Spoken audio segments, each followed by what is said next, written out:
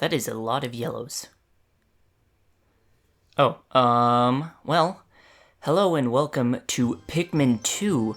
Now, I've played Pikmin 1 on this channel a long time ago, and Rami has also played Pikmin 1 on this channel. But now I'm gonna play Pikmin 2. Pikmin 2 is probably my favorite game of all time. I really love Pikmin 2. And it's been quite a while since I've uploaded something on the Frienegades channel, so I decided to come back with my favorite game, Pikmin 2. So here we go, we're gonna begin right here. Yeah, I really love Pikmin 2.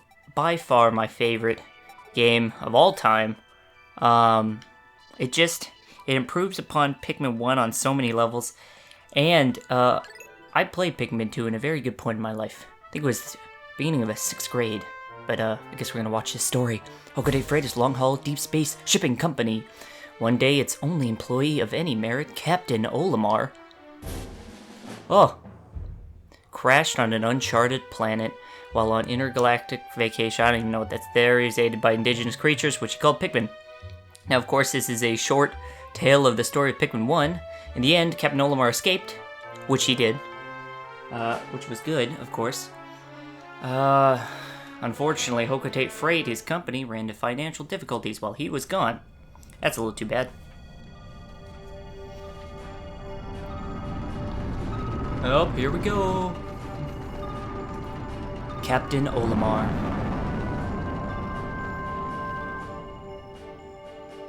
Planet Hokode. Yep, things aren't looking good for Hokode Freight. Or is it Hokotate? I'm gonna go with Hokode. That sounds better. Oh, it's the president and local employee, Louis. Louis's great, man. He's the best. So this episode's gonna be slightly longer than the others because, well, you gotta get through this intro. Plus, I like to take my time on day one. There's no time limit, and I like to get flowers with all the Pikmin. Get them a little faster. I'm aware there's nectar later on, but it's what I prefer, so. Whoops. Uh-oh. Louis' entire load of golden pick brand carrots was eaten by a ravenous space bunny. That's too bad. Now they gotta repay that mistake Louis made. It's all Louis' fault. More ways than one. Oh. Uh-oh. So I guess they were out of assets, so they had to sell the SS Dolphin, which we spent one whole game trying to rebuild. But at least we have this ship. 10,100 Pokos in debt? That's a lot of Pokos, I think. I don't really know how much... Oh, actually, I do know how much Pokos are. That is a bottle cap.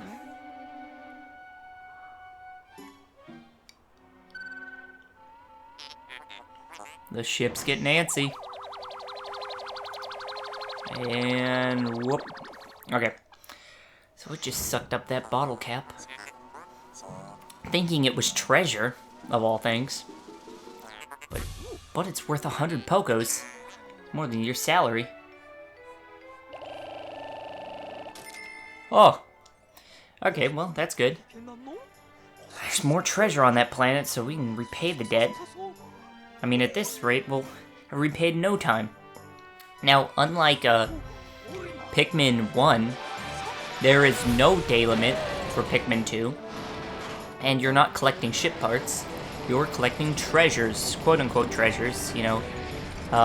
Most of it is junk, like that bottle cap, but some of it's interesting. I'm excited to see what we have here. Alright. Here it is. The beginning of Pikmin 2. Return to the planet. Is that Africa? Here we are. Into the valley. It's all snowy. Uh-oh. Louis has fallen out. That's too bad for Louis. But we'll find him later. Now, in this game, you control 2 separate captains, though it is not co-op, sadly. There is a co-op mode in this game, but not the campaign. Oh, averted a crash landing. That's good. Louie's missing. Where'd he go? Yep, he definitely fell out. Not responding. That's not good. Gotta find Louie. Okay. What? Look at what? What is that? Pikmin! And a Bulborb. Could these be Pikmin? They look like they're about to be devoured as we speak. I gotta help them. Press B to call them. Oh yeah, I'm playing this on the Wii. Not the GameCube. It's easier to capture from the Wii, and I think the Wii's a little smoother. I like the controls on the Wii. It controls nicely, but I do also have the GameCube version. But yeah. Oh, gotta save the Pikmin. Now these Pikmin can't die from that Bulborb if you don't call them in. The dwarf Bulborb, that is. Called in those Pikmin. Now I got 5 red Pikmin. That's nice. This game, Pikmin 2, adds 2 new types of Pikmin that we'll discover later, of course. 2 new types after the original 3. I wonder if...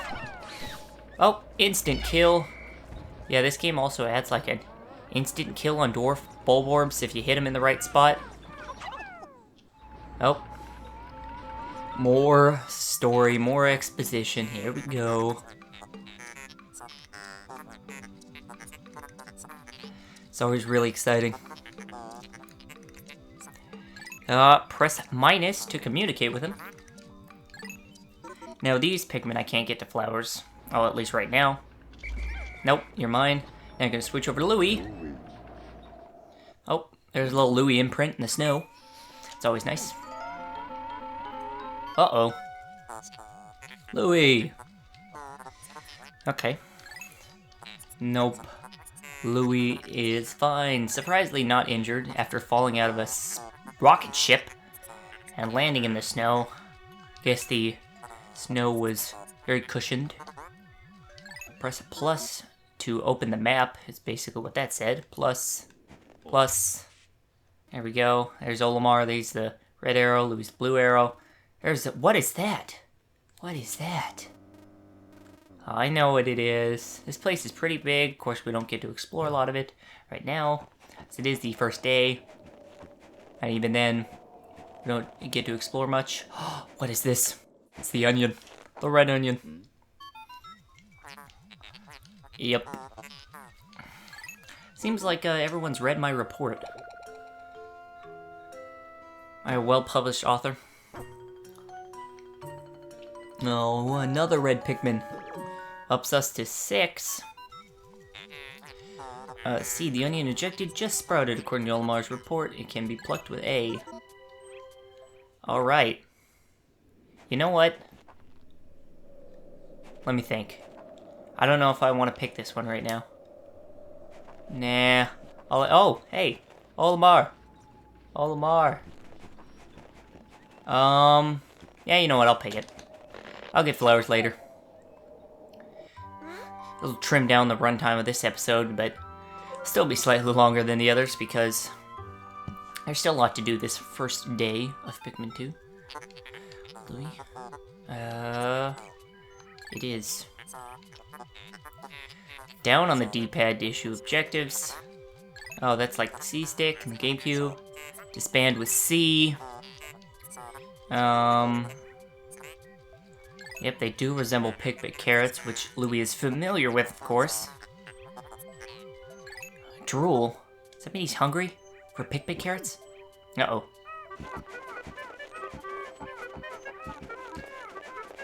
Louie's a little displeased.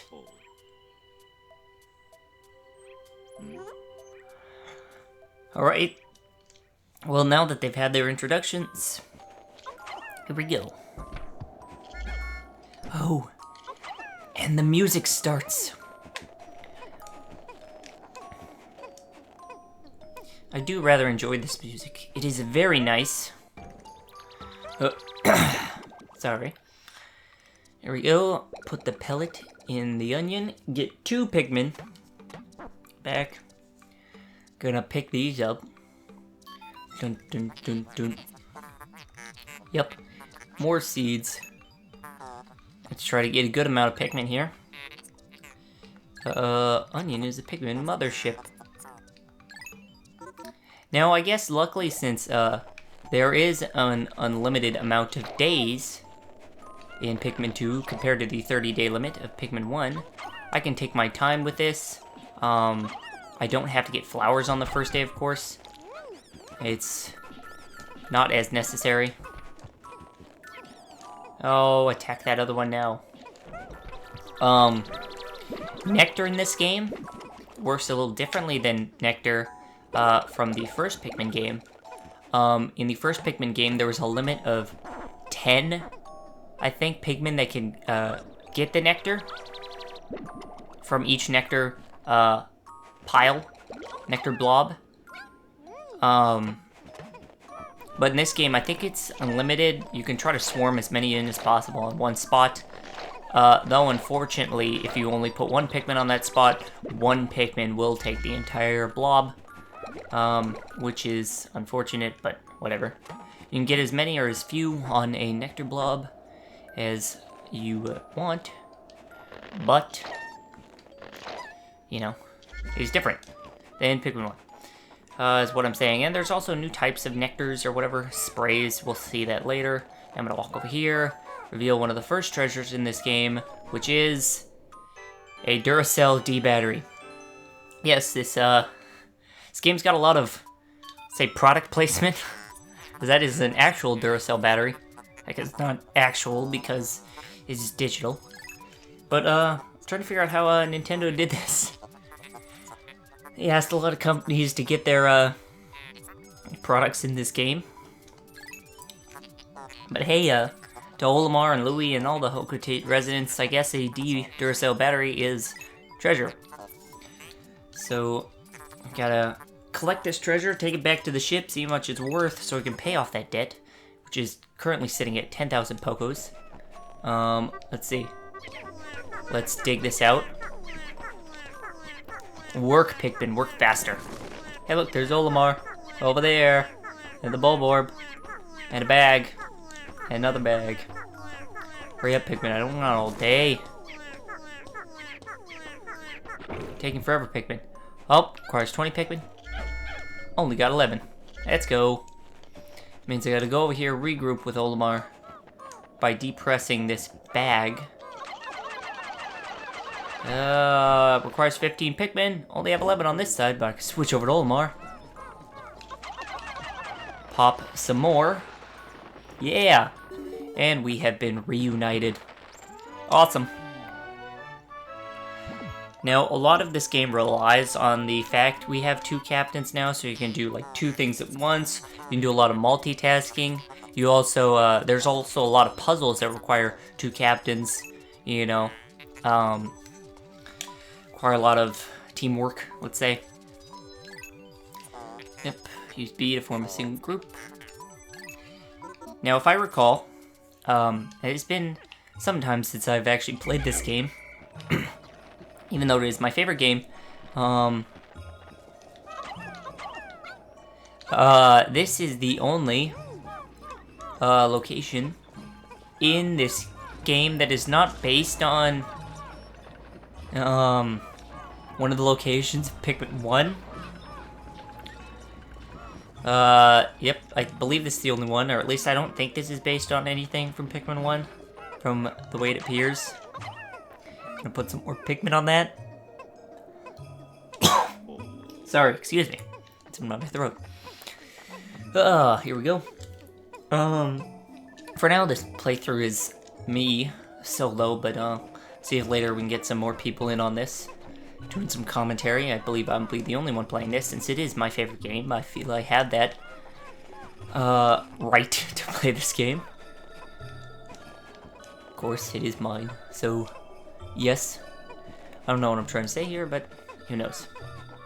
Now, of course, if these Pikmin were flowers, this would be a lot faster, but I guess it was a lot faster picking them earlier and not having to deal with waiting for them to sprout to flowers in the ground after buds, leaf, then flower.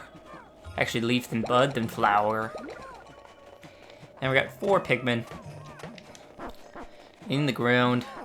That is enough for the battery. Oh yeah, you can also pick Pikmin a lot faster with 2 captains. That's nice. And I don't know if you noticed, the Pikmin sprout a lot faster than they did in Pikmin 1. Actually gonna use this directive thing. Come on. There we go. Okay. I'm gonna swap to Louis for no reason in particular. Both captains control completely the same. Just like personal preference, which one you wanna main, I guess.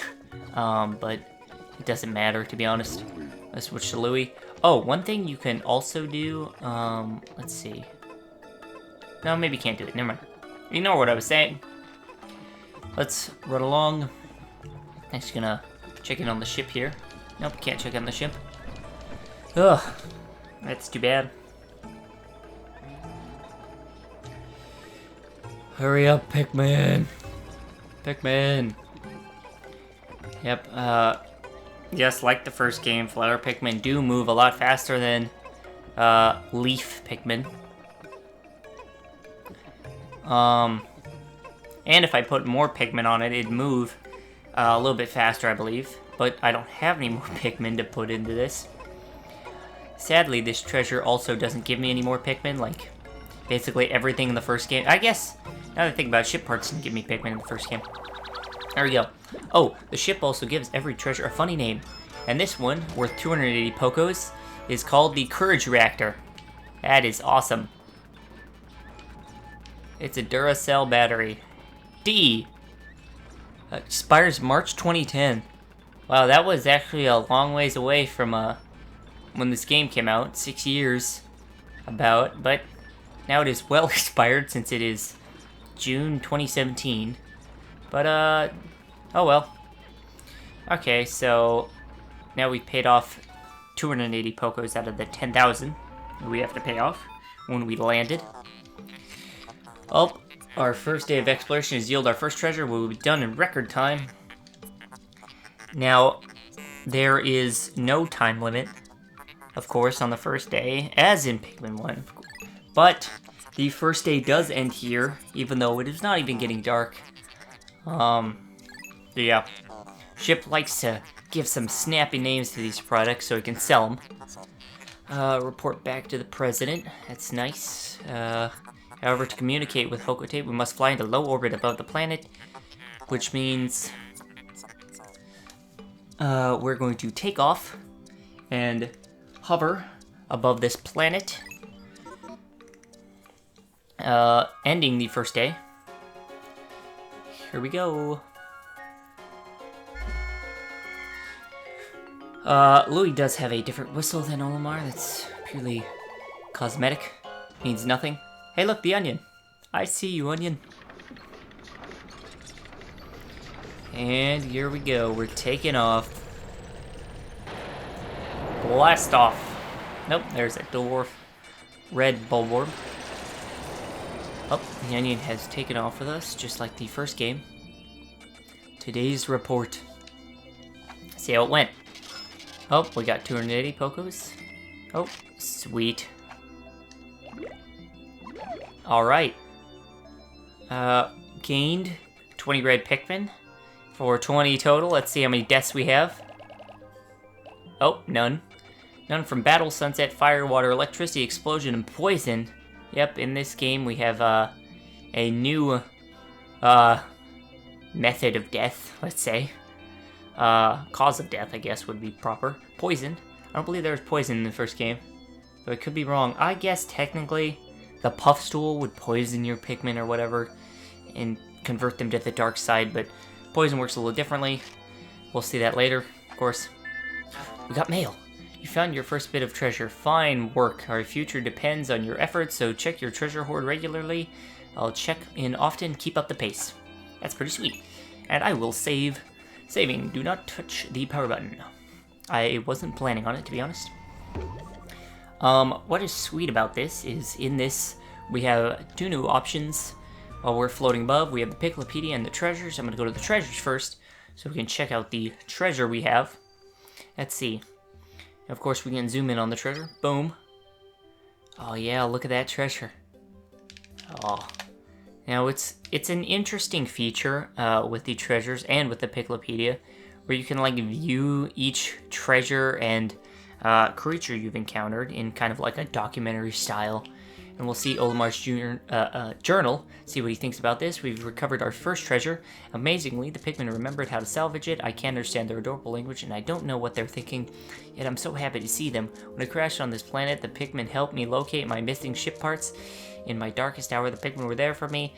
Now that I'm reunited with them, I know everything will be alright. It will, right? Now, for most treasures, he talks about the treasure itself.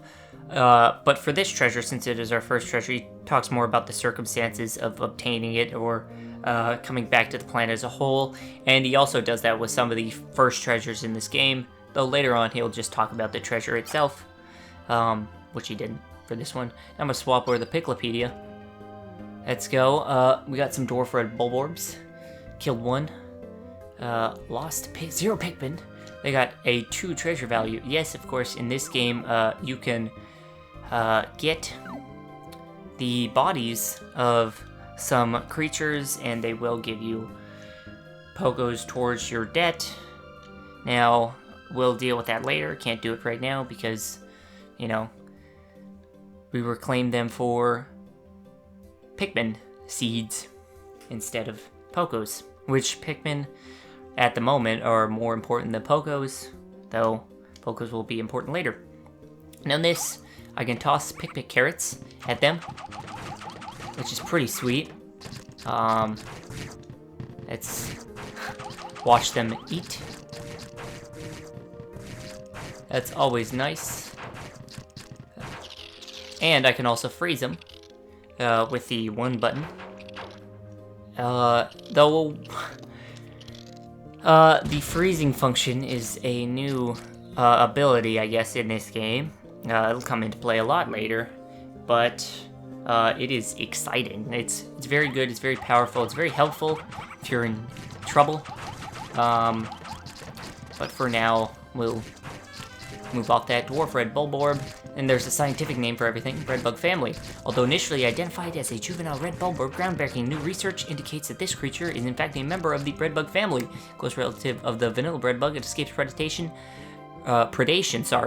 through mimicry. Unique adaptation of the red bulborb's crimson coloration allows the species to safely commingle. Such effective adaptation and obfuscation by a prey species is rare, indicating this clever creature is the master of mimicry. Now, of course, these aren't actually juvenile red bulborbs. These are breadbugs. You saw a breadbug in the first game, and it had a treasure in it. That breadbug was known for stealing treasures, and they do the same in this game. And, of course, these don't.